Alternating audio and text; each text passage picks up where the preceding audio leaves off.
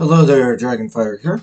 I wanted to hop on and do another band review discography, and this time we're looking at Led Zeppelin.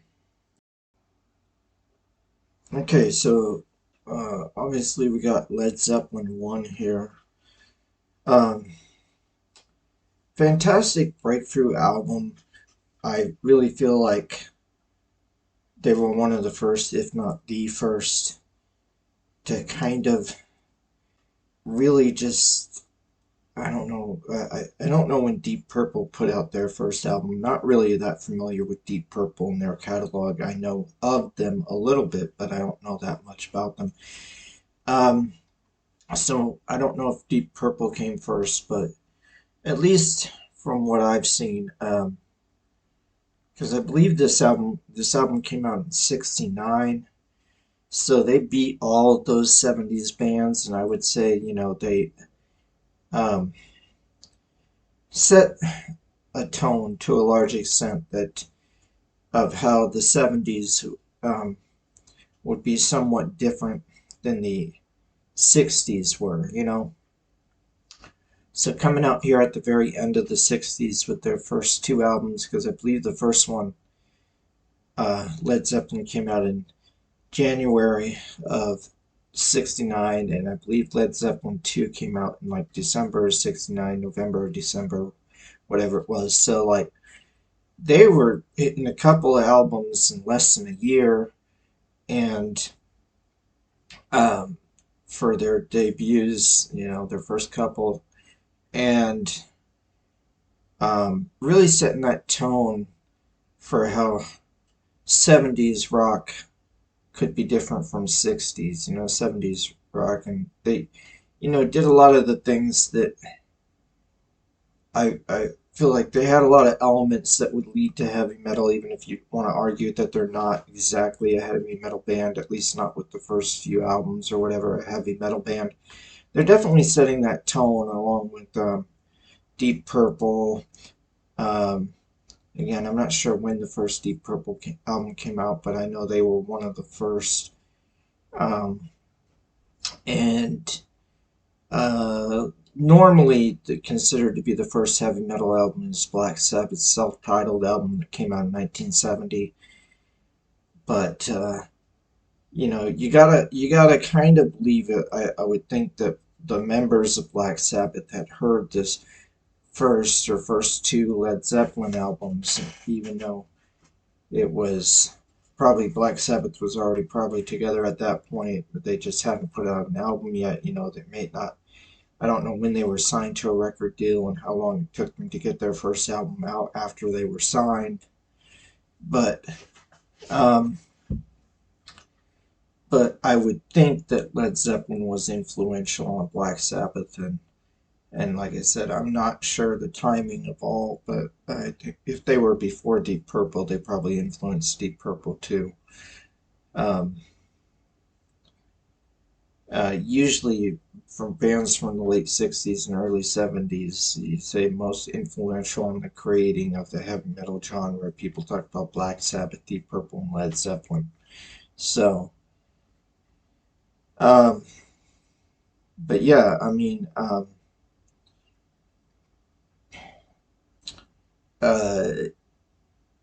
good times, bad times, baby, I'm gonna leave you.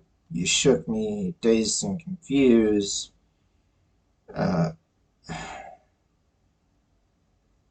Communication breakdown. I can't quit you, baby. It's just a great album.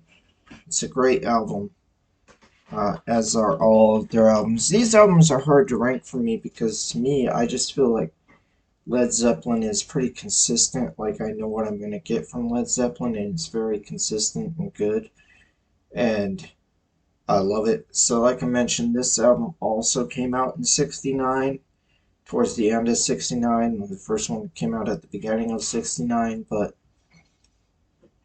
Whole Lot of Love. Uh, yeah, Rumble On, Movie Dick, Bring It On Home. Great album. Led Zeppelin 2.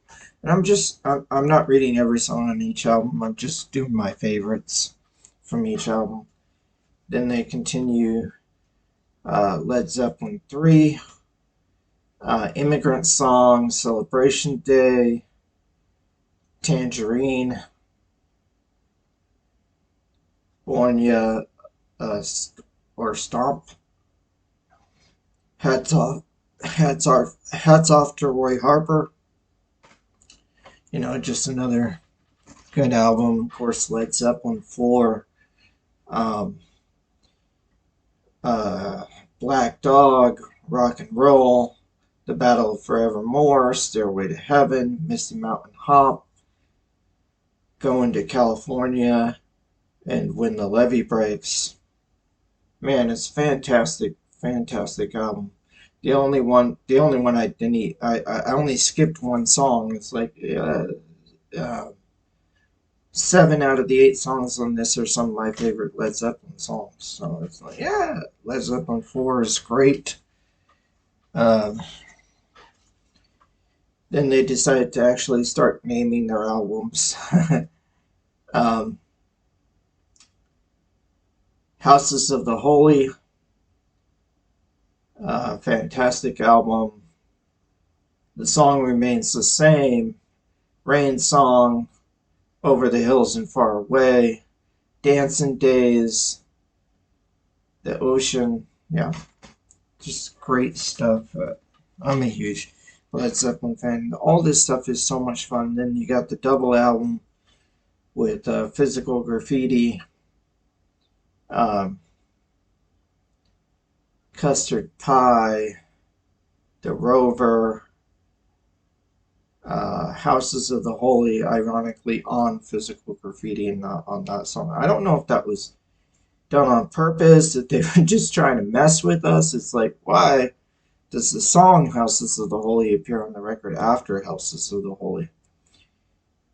I don't know if they were the first band to ever do that, but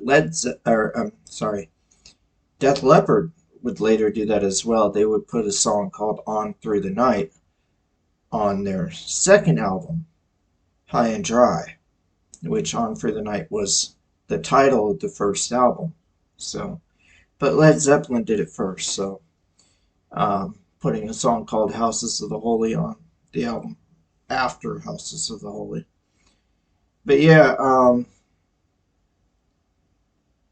Cashmere,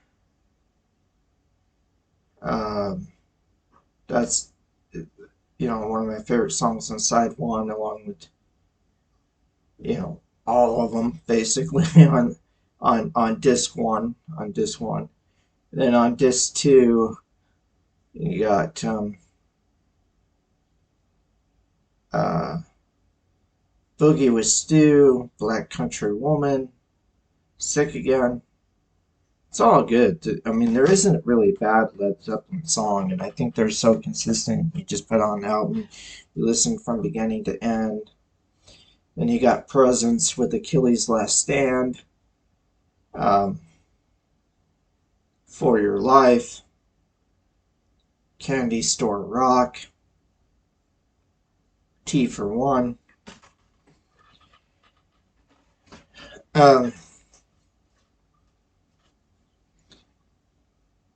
Yeah, In Through the Outdoor was their last album. I believe it came out in '79, pretty sure. So they're just cranking them out and rocking throughout the 1970s. Yeah, starting in '69, going all the way to the '70s. I believe they broke up in 1980. One of the quintessential '70s bands. I mean, you think about bands who really ruled the '70s: Led Zeppelin, the Eagles, you know. Um, yeah, I really like All My Love on this one. It's really the highlight track for for this album for me. But Fool in the Rain and Hot Dog, Alright, and then after the band broke up, the studio released an album of stuff that was left over, stuff they didn't, they recorded, but for whatever reason didn't make their albums, and some of them were demos or whatever, but um, Coda is a really cool um, one, and We're Gonna Groove and Darlene and Ozone Baby. Yeah, just a really solid stuff. Poor Tom, whatever. I Can't Quit You Baby might be the standout on this one for me. Um, this is, you know, a strong, strong catalog. And, I can just put on some next Led Zeppelin, listen to some Led Zeppelin for a long time. Um, I'm going to have to say that my favorite Led Zeppelin album, they're all really, really close in type, but I'm going to give my favorite to Led Zeppelin 4. On the side they put the symbols. You can see there, I don't want to get too much glare. But the symbols and stuff, the symbols were actually supposed to be the title of the album. This is it's Led Zeppelin followed by the symbols there. That's a good shot. But yeah, of course, they're unpronounceable symbols, and you already had a self-titled album followed by a Led Zeppelin 2 and a Led Zeppelin 3, so by default, everyone calls this Led Zeppelin 4. But, I mean, Black Dog and the Battle of Forevermore and Still Stairway to Heaven and Misty Mountain Hop, When the Levee Breaks, it just... this album is so enjoyable from start to finish, and if you're looking to get into the band Led Zeppelin, yeah, I guess you could start with this album. Although, hopefully, if you start with this album, the rest of the albums aren't a letdown for you. But if you only want to get one Led Zeppelin album, maybe that's a better way to word it. If you only want to get one Led Zeppelin album, go ahead and get Led Zeppelin 4. Alright, hope you enjoyed the video. Have a great day, everybody. God bless. Dragonfire out.